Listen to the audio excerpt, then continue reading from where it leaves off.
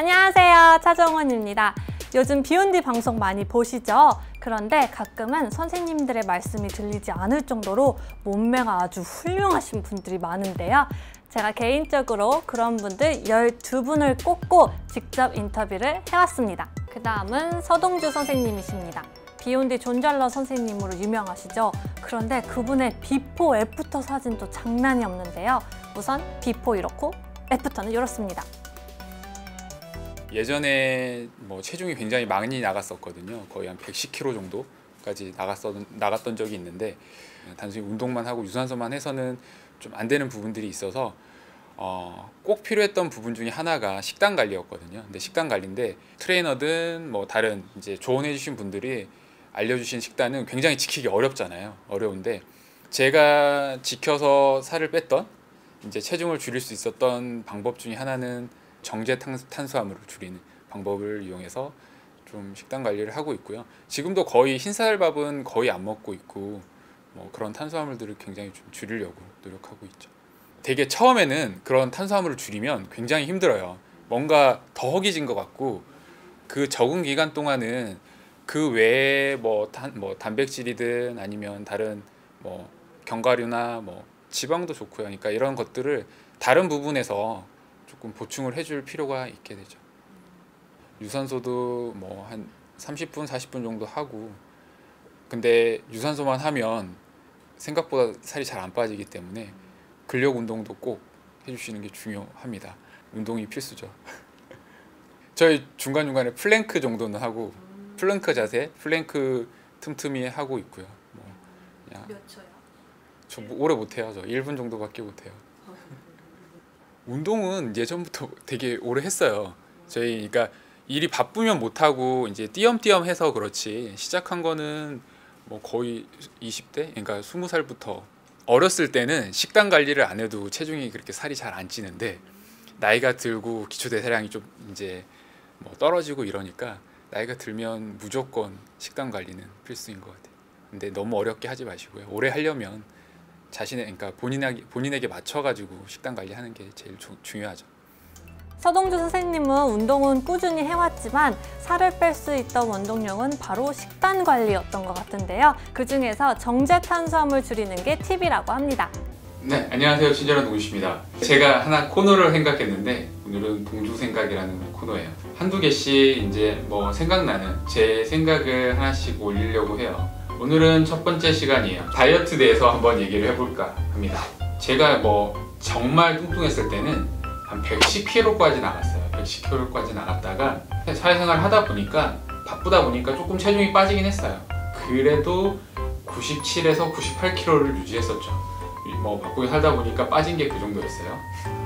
그 뒤로 아무 생각 없이 생활을 했어요. 생활을 했고, 운동은 나름 열심히 한다고 꾸준히 운동을 했었고요. 심지어 전공의 때도 그냥 차라리 잠을 늦게 자겠다, 새벽 2, 3시에 자겠다 생각하고 1시간 정도 운동을 했지만 체중 변화는 없었어요. 체중 변화는 없이 지냈는데, 지금 제 몸무게가 78kg거든요. 78kg인데 제가 경험했을 때 정말 다이어트 할 때 핵심이 뭘까 좀 생각을 해봤어요. 여러 가지 다이어트 방법들이 있잖아요. 다 개인에 맞춰가지고 효과가 있는 다이어트 방법들이 있을 거예요. 어떤 다이어트 하세요? 어떻게 하세요? 라고 알려드리려고 하는 것보다는 다이어트 할 때 좀 힘들지만 어떤 마인드를 하면 좋을까 하는 생각이 들어서, 제가 이제 다이어트 할 때 이 정도는 지켰으면 좋겠다 라는 거에 대해서 조금 알려드리려고 해요. 첫 번째는 밥에 대한 집착을 버리자. 우리가 식사를 할 때, 식사를 하거나 밖에서 외식을 하거나, 한국 사람이니까 밥을 꼭 먹어야 돼. 밥을 먹어야지 식사를 마무리하는 것 같아 라는 생각을 많이 하시잖아요. 이것을 조금 버려야 되지 않을까 하는 생각이 들어요. 약간 헛배 부른다고 하죠. 밥을 안 먹으면 약간 헛배를 부른 것 같고 빨리 배가 꺼지는 것 같고 이런 느낌이 드는데, 이거는 실적으로 정말 배가 덜 차고 이런 문제는 아닌 것 같아요. 그냥 인식, 편견, 강박관념, 식단 관리가 70%, 80%라고 생각이 들어요. 진짜 몸매를 계속 관리를 해야 되는 게 직업이지 않은 분들에게 식단 관리를 철저히 하는 것은 무리가 있다고 생각이 들어요. 최소한 식단 관리에 있어서 뭐를 빼야 될까?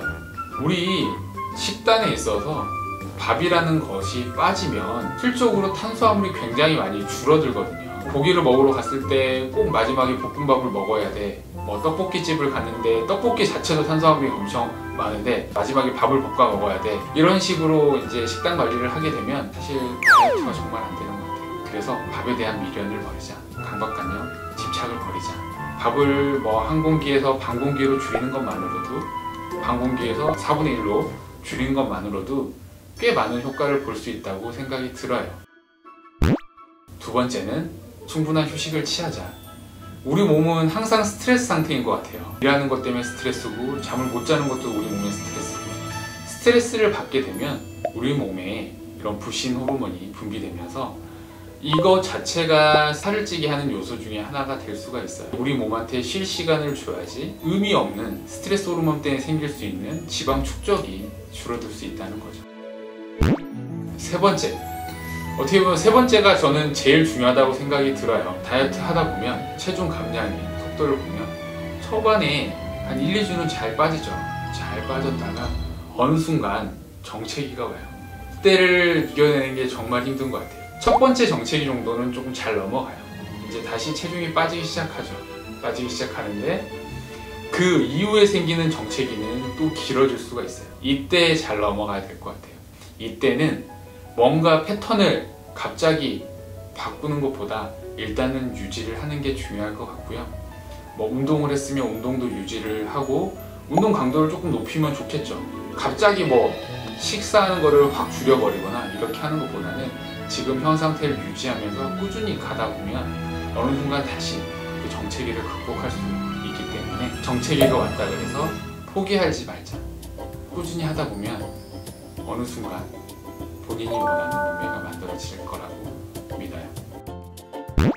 밥에 대한 미련을 버리자. 그리고 충분히 휴식 시간을 주자 우리 몸에게. 세 번째로 다이어트하는 중간에 생기는 정체기에 있어서 포기하지 말고 꾸준히 한번 끝까지 해보자. 최소한 6개월은 해보자 라는 거예요. 동주 생각이었습니다. 지금까지 친절한 동주였습니다.